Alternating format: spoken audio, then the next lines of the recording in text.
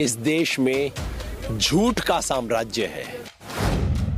मैं तुम्हारा चैनल ना देखूंगा, इनकी चैनलें बंद हो जाएंगी, झूठ का धंधा बंद हो जाएगा और ये सब करना आपके हाथ में है। सब करना आपके हाथ में है। ये सब करना आपके हाथ में है। चैनल बदलना शुरू कर दिया। आप ठीक से लोगों की दिखा रहे हैं तो निश्चित तौर पे आपका चैनल भी जनता के बीच बढ़ेगा। ये हमारे वाइट लेते हैं और वाइट वैसी की वैसी आगे आती है, दिखाते हैं। नकाब हुआ है और आपकी जो भूमिका है, आपके चैनल की जो भूमिका रही है, तो ठीक को ठीक दिखाया है कि हमारा मीडिया, सोशल मीडिया, हमारा मीडिया ये चैनल है, आप इन चैनलों को अपनाइए। सच्चाई के साथ है आपका मीडिया और हम इस बात का शुक्रिया अदा करते हैं कि आप लोग सच्चाई के साथ हमारा साथ दे रहे हैं। हालांकि आज इस झूठ की और फरेबी जो न्यूज चैनल्स हैं उनके मुकाबले में टिक पाना आसान नहीं है, लेकिन आपने सब कर दिखाया है। मुबारकबाद आपको।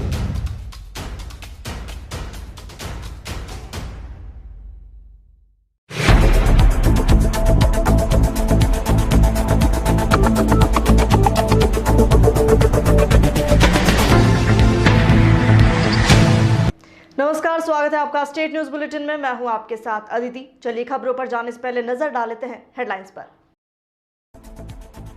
पुलवामा हमले की दूसरी बरसी आज, देश कर रहा शहीदों को नमन।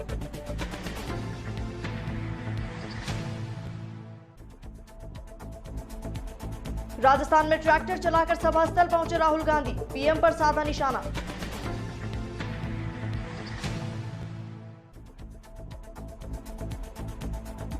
जयपुर के मोती डूंगरी में देर रात दो पक्षों में पथराव, कई लोग घायल।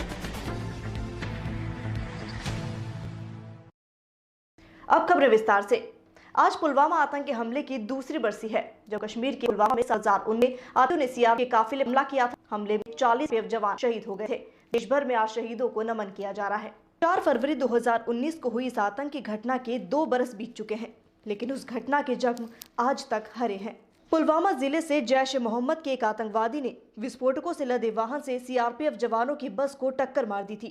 देश के सुरक्षा कर्मियों पर आतंकवादियों के इस कायराना हमले में 40 जवान शहीद हो गए थे। आतंकी संगठन जैश ए मोहम्मद ने इस हमले की जिम्मेदारी ली थी। 40 जवानों के शहीद होने के अलावा कई गंभीर रूप से घायल भी हुए।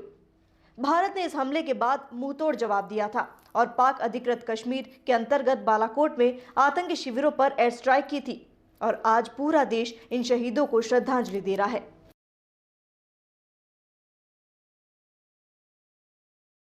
कांग्रेस नेता राहुल गांधी शनिवार को अजमेर और नागौर जिले के दौरे पर रहे। इस दौरान राहुल गांधी लोक देवता तेजाजी के मंदिर में दर्शन करने पहुंचे और ट्रैक्टर चलाकर रूपनगढ़ पहुंचे।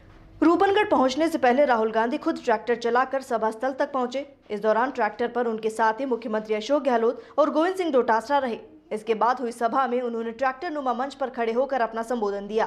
इस सभा में भी ट्रैक्टर नुमा मंच के ऊपर केवल मुख्यमंत्री अशोक गहलोत और गोविंद सिंह डोटासरा को ही रखा गया। मंच पर सचिन पायलट को जगह नहीं मिल पाई। सभा में उन्होंने पीएम मोदी पर जमकर निशाना साधा। उन्होंने कहा 3 कृषि कानूनों के जरिए नरेंद्र मोदी देश को भूख, बेरोजगारी और आत्महत्या का ऑप्शन दे रहे हैं।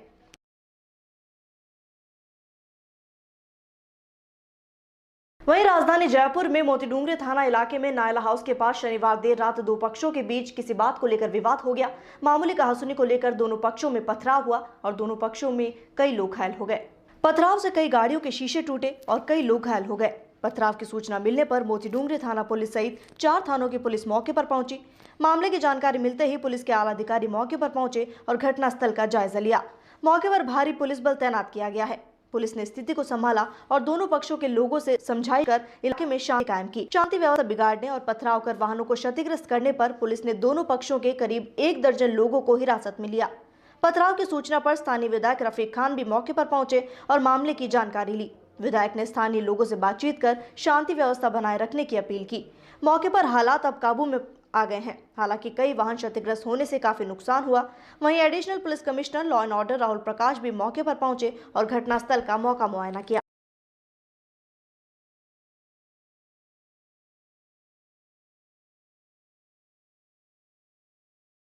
खबर चूरू से, जहां सरदार शहर में एसडीएम कार्यालय परिसर में न्यायालय के नए भवन कार्यालय का शिलान्यास और भूमि पूजन किया गया। विधिवत रूप से पूजा अर्चना कर भवन की नींव का पत्थर रखा गया और शिलान्यास पट्टिका का अनावरण हुआ। कार्यक्रम में राजस्थान उच्च न्यायालय जोधपुर के न्यायाधीश आज इस देश में झूठ का साम्राज्य है।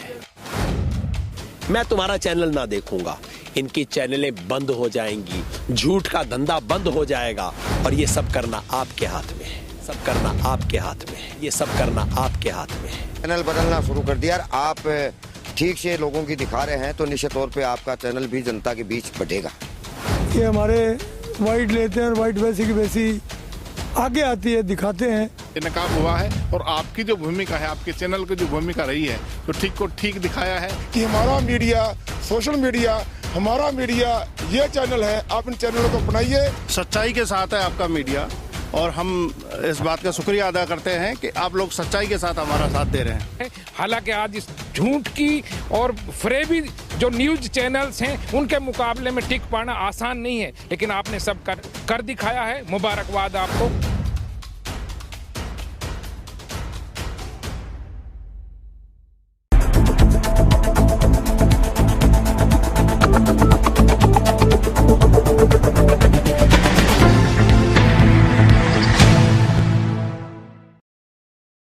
नमस्कार, स्वागत है आप सभी का हमारा राजस्थान में और मैं हूं आपके साथ काव्या। तो चलिए बुलेटिन की शुरुआत करते हैं, लेकिन उससे पहले नजर डालते हैं हेडलाइंस पर। पाली में तस्करों के हौसले बुलंद, नाकेबंदी तोड़ थाना प्रभारी को मारी टक्कर।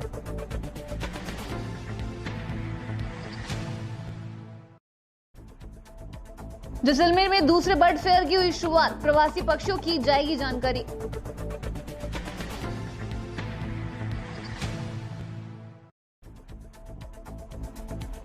अस्पताल में मौत पर हुआ हंगामा।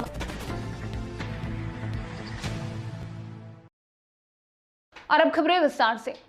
पाली की साडेराव थाना पुलिस की ओर से मंगलवार देर रात को की गई नाकाबंदी के दौरान तस्करों ने नाकाबंदी तोड़ते हुए थाना प्रभारी धोलाराम को टक्कर मार दी। इस घटना में साडेराव थाना प्रभारी धोलाराम गंभीर रूप से घायल हो गए, जिन्हें जोधपुर रेफर किया गया है।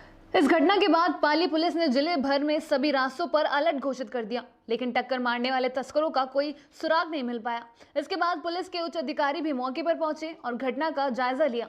पुलिस ने मिली जानकारी के अनुसार मंगलवार देर रात को सांड्रेवा पुलिस को मुखबिर से सूचना मिली थी कि 2 गाड़ियों में भारी मात्रा में मादक पदार्थ भादुन तरफ से जोधपुर जा रहा है। भारत पाकिस्तान सीमा से सटे सरहदी जिला जैसलमेर का दूसरा बर्ड फेयर शुरू हुआ है, जिसमें युवा पीढ़ी को पर्यावरण संरक्षण और पक्षी जगत से रूबरू करवाया गया। जैसलमेर का दूसरा बर्ड फेयर आज शहर के समीप जागरू सागर जलाशय पर आयोजित हुआ। जैसलमेर की पक्षी संपदा एवं प्रवासी पक्षियों के संबंध में व्यापक जागरूकता के प्रसार तथा युवा पीढ़ी को पर्यावरण संरक्षण एवं पक्षी जगत से रूबरू करवाने के लिए यह अभिनव पहले वन विभाग की ओर से की जा रही है।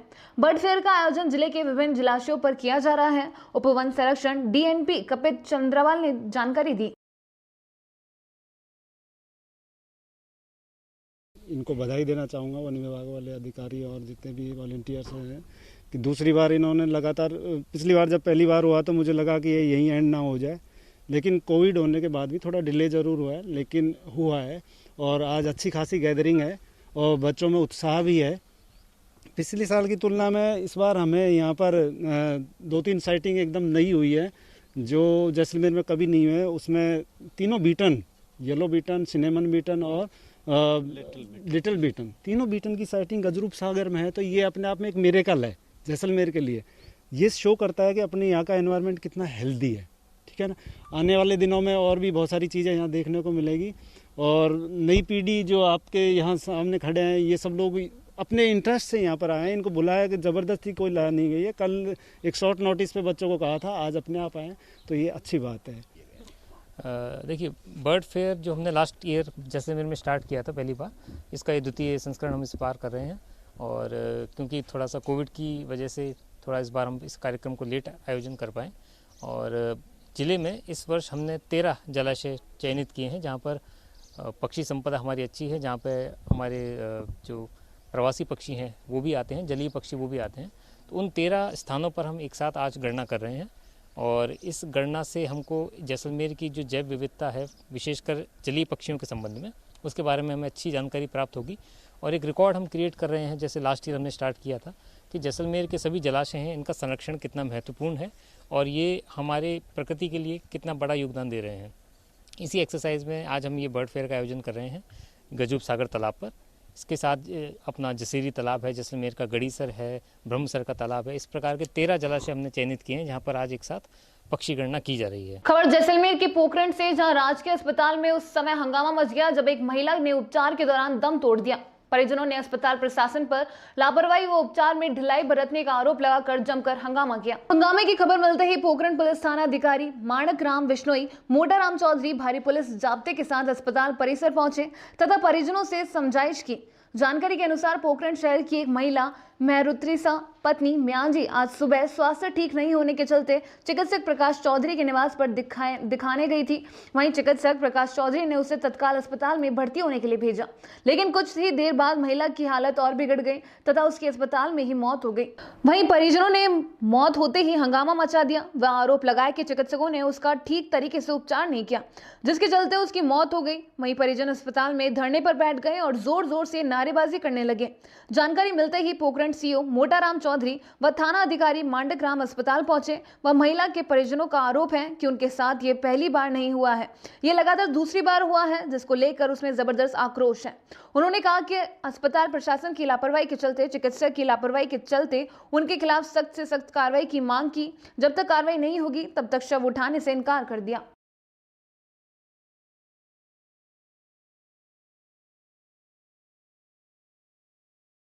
डॉक्टर के लिए हमने चिल्ला चोट के लिए कोई भी मान नहीं आया, ना सिस्टर आई ना डॉक्टर आए, कोई भी मेरी बहन को आगे नहीं देखी। अच्छी वाली बात से मेरी बहन चलती चलती आई है, मेरी बहन को कुछ भी नहीं करा, मेरी बहन अच्छी तरह थी, मेरी बहन को कुछ भी नहीं हुआ था और डॉक्टर ने कुछ भी नहीं बोला कि इसको क्या हुआ, नहीं कुछ भी नहीं हुआ, बस देख देख के भाग गए। मेरी बहन का इलाज नहीं करा, जरा भी हॉस्पिटल देखने का है भाई साहब। मेरी बहन को जरा भी कोई नहीं देखी भाई साहब, मेरी बहन को नहीं देखी। खबर श्री गंगानगर के घड़साना से, जहां रामलीला मैदान में धानक समाज द्वारा एक दिवसीय क्रिकेट टूर्नामेंट का आयोजन किया गया, जिसका विधिवत उद्घाटन हुआ। 2-2 ओवरों के इस मैच के दौरान मुख्य अतिथि के रूप में घड़साना सरपंच संदीप सिंह ढिल्लो, हरविलास शास्त्री, सुरेश लुगारिया, चांदी बसौट, रामनिवास गौड़ शामिल हुए। उपस्थित सभी अतिथियों ने तमाम खिलाड़ियों से हाथ मिलाकर उनका हौसला बढ़ाया। कहा कि मैच खेलने से न सिर्फ शारीरिक एवं मानसिक वृद्धि होती है, बल्कि एक टीम भावना भी विकसित होती है। इस तरह के मैच का आयोजन होते रहना चाहिए। वहीं टूर्नामेंट में लगभग 35 टीमों ने भाग लिया। विजेता टीम को 2100 रुपए व उप विजेता टीम को 1100 रुपए का नगद पुरस्कार देकर सम्मानित भी किया गया।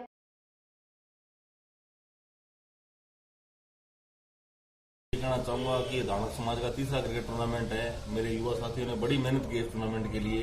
पूरे धानक समाज को बधाई, गड़साना की क्रिकेट को बधाई और हमेशा गड़साना की क्रिकेट को आगे बढ़ाने के लिए जहां भी आवश्यकता होगी मैं तैयार रहूंगा। गड़साना सरपंच होने के नाते मेरी ये जिम्मेदारी बनती है कि मैं खेल को बढ़ावा दूं। तो वहीं खबर कोलाज से, जहां गिरिराजसर व देवड़ा में पानी होने के बावजूद वितरिका में पानी नहीं छोड़ा गया, जिससे सभी फसल चौपट होने के कंगार पर है।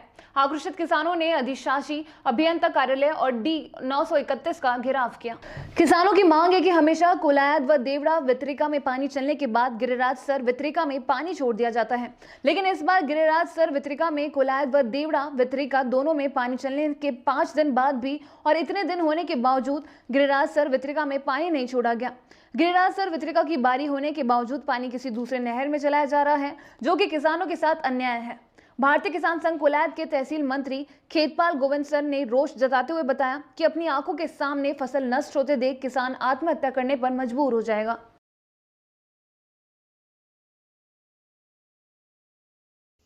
गिरिराजसर वितरिका में पानी नहीं छोड़ने के आक्रोश में यहाँ पर आज 931 आरडी पर भारी संख्या में किसान मौजूद है। यहाँ पे मोटासर, गोविंद और बीसनो गांव से भारी संख्या में किसान पानी को लेकर के यहाँ पे घेराव कर रहे हैं चीफ जस्टिस का।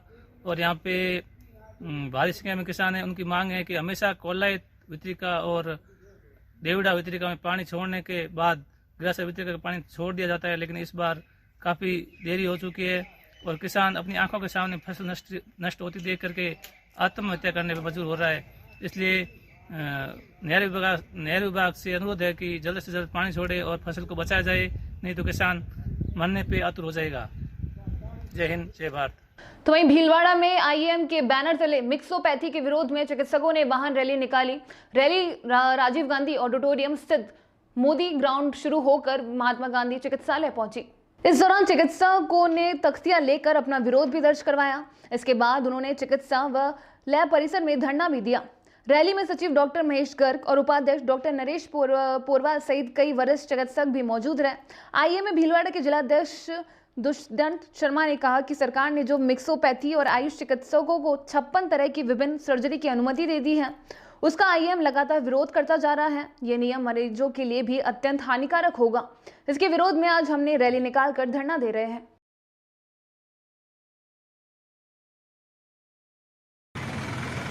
जो सरकार ने कानून बनाया है कि आयुर्वेद चिकित्सक उनको 56 तरह की सर्जरी करने का अधिकार दिया गया है, वो पूर्णतया गलत है।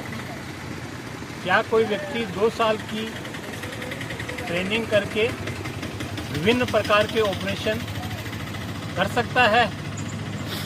एक एलोपैथिक डॉक्टर 5 साल की एमबीबीएस करने के बाद 3 साल तक गहन अध्ययन करने के बाद भी केवल एक सब्जेक्ट में ही सर्जरी कर सकता है।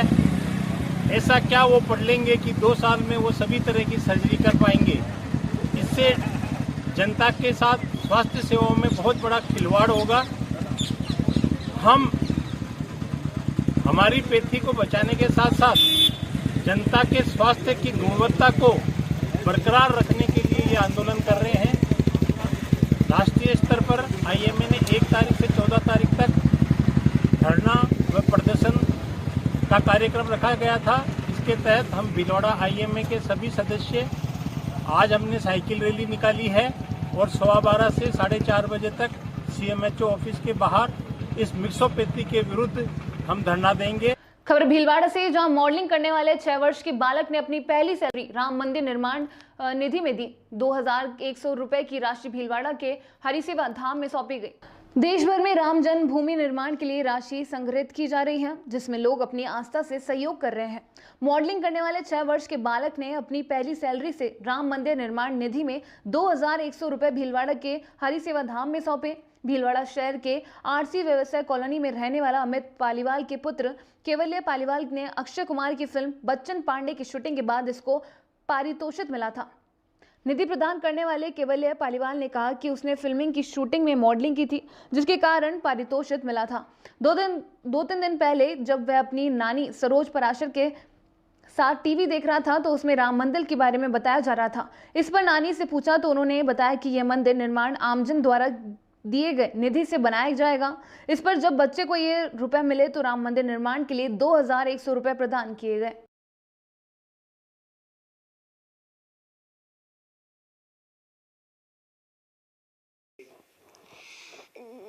मैं सुबह उठा था तो मैंने न्यूज़ पर देखा था कि फिर मैंने नानी से पूछा, नानी ये क्या हो रहा है, अयोध्या तो नानी ने बताया कि वो अयोध्या बन रहा है। तो मैंने और मेरे जब कैश आए तो मैंने बोला, मम्मी मैं 50-50 कर लेता हूँ, ऐसा ही कोई नहीं है, एक राम जी के लिए दूसरा मेरे लिए बस। तो फिर नानी ने मुझे बताया। फिर उसके बाद मैंने अयोध्या राम के मंदिर गया। फिर उसके बाद पंडित जी ने ये बोला, फिर उन्होंने अपने उस पर लिख दिया। खबर सोपरा कस्सी से, जहां श्री राम मंदिर निर्माण निधि संपन्न अभियान की टीम आज ग्राम पंचायत संगर में पहुंची। राम मंदिर के लिए सहयोग राशि संग्रहित की। राम मंदिर के लिए सहायता राशि को लेकर ग्रामीणों में उत्साह है। लोग आगे आकर सहयोग राशि दे रहे हैं। समिति सदस्यों ने बताया कि उनके पास 10 रुपए से लेकर 1000 रुपए तक के कूपन है। इसके अतिरिक्त जो व्यक्ति इससे अधिक राशि दान करना चाहता है तो उसको अलग से विशेष रसीद दी जाती है। संगर गांव के कल 4 व्यक्तियों ने 2100 रुपए की राशि का सहयोग किया। समिति सदस्यों के मुताबिक अभी तक किसी ने भी सहयोग राशि के लिए नहीं किया है। लोग श्री राम मंदिर के लिए बढ़ चढ़ कर सहयोग कर रहे थे तथा उनका उत्साह राम मंदिर के लिए सहयोग राशि का नकम लेते ही 2 गुना हो जाता है। उन्होंने आगे बताया कि जल्द ही अन्य पंचायतों में भी समिति सदस्य पहुंचेंगे। और अब खबर नागौर के कुचामन सिटी से, जहां लॉयंस क्लब कुचामन फोर्ट के तत्वाधान में जिला के जैन भवन में द्वितीय रक्तदान शिविर आयोजित हुआ। लॉयंस क्लब कुचामन फोर्ट के तत्वाधान में जिलिया एवं आसपुरा ग्रामवासियों के सहयोग से जिलिया के जैन भवन में आयोजित द्वितीय रक्तदान शिविर की संतों कबा दुर्लभ जी ब्लड बैंक जयपुर की टीम एवं श्याम ब्लड बैंक कुचामन की टीम ने रक्त संग्रहित किया। जैन समाज ने शिविर का अवलोकन कर रक्तदाताओं का उत्साह बढ़ाया। उप मुख्य सचेतक महेंद्र चौधरी ने रक्तदाताओं को हेलमेट देने की योजना की सराहना करते हुए कहा कि इस योजना से निश्चित रूप से युवा अपनी सुरक्षा के प्रति जागरूक होंगे। क्लब अध्यक्ष लॉयन राम काबरा ने सभी रक्तदाताओं का आभार व्यक्त करते हुए कहा कि बजरंग जांगेड़ एवं सुनील गुर्जर को हमेशा यादों में जिंदा रखने के लिए आपने रक्तदान, जिसे जीवन दान भी कहा जाता है, जैसे पुनीत कार्य किया। इससे निश्चित रूप से विभिन्न प्रकार की बीमारियों से ग्रसित सैकड़ों लोगों का जीवन बचेगा। युवा कार्यकर्ता राहुल जैन एवं देवेंद्र सिंह ने कहा, इन दोनों भाइयों की याद में सभी के सहयोग से हर वर्ष रक्तदान शिविर आयोजित करेंगे। सभी रक्तदाताओं को रक्तवीर सम्मान पत्र से नवाजा गया।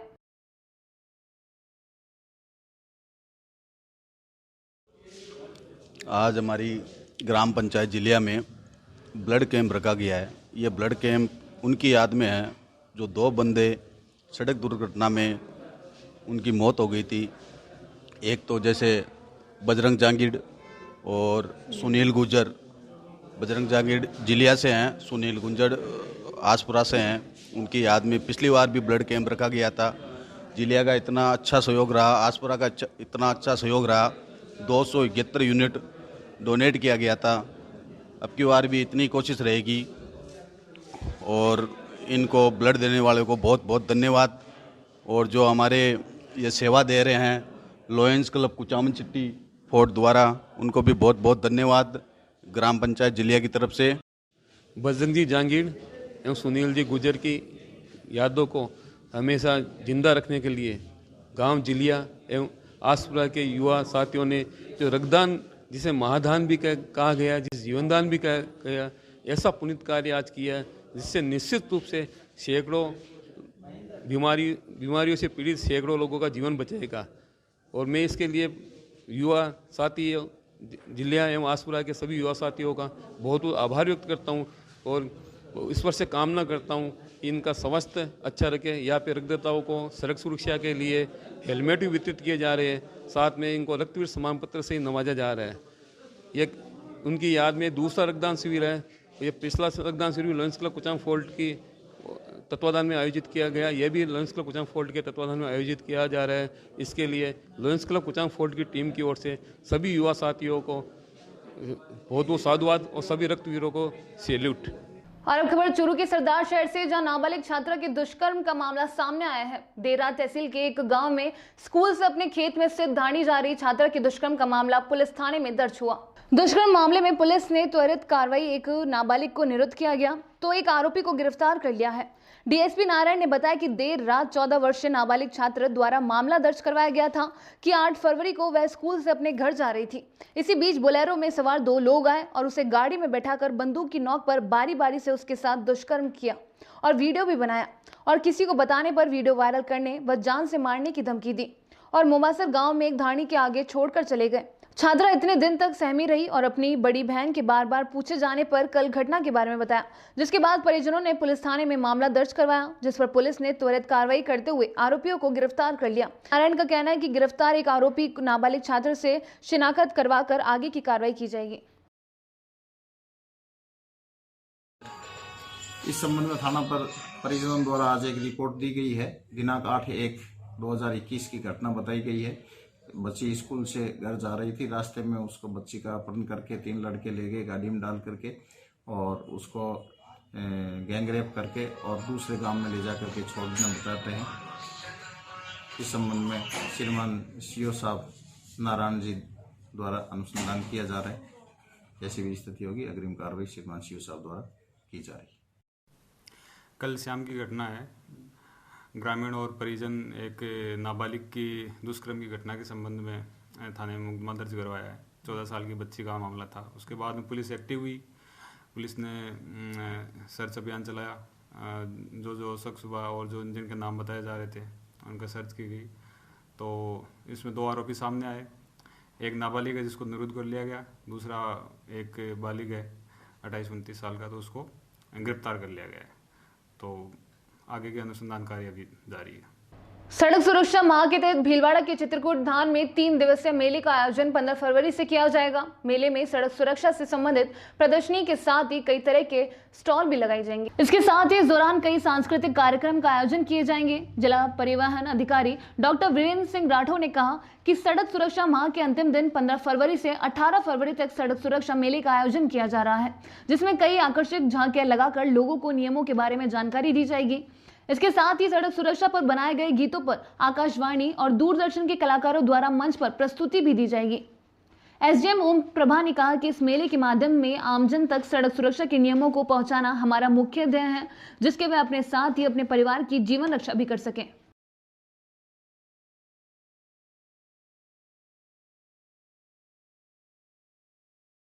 राष्ट्रीय सड़क सुरक्षा माह के तहत आगामी सप्ताह में होने वाली जो गतिविधियां हैं उसके बारे में डीटीओ साहब ने अभी एक ब्रीफिंग रखी थी।